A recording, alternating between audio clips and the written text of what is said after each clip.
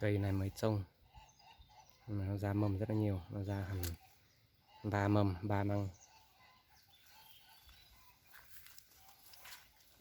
Như cây này năm nay nó sẽ ra hoa.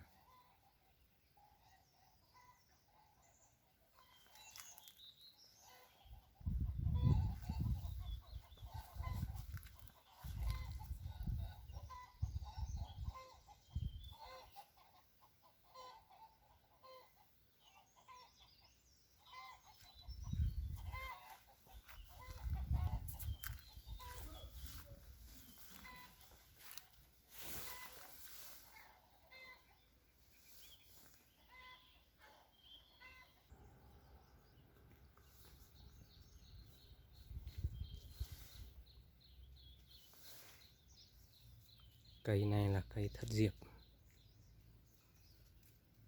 loại 6 lá. Dưới này vẫn là cây thất diệp. Hoa nó đây, đây là hoa của nó.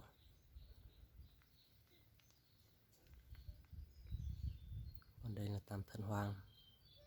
Hôm nọ tôi đi rừng, tôi vừa mới nhổ được về, xong tôi trồng ở đây. Do mới trồng nó bị héo.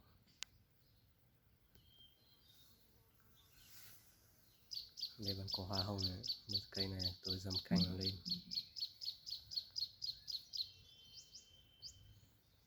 Đây, chuẩn bị ra nụ. Nụ nó sẽ rất là đẹp.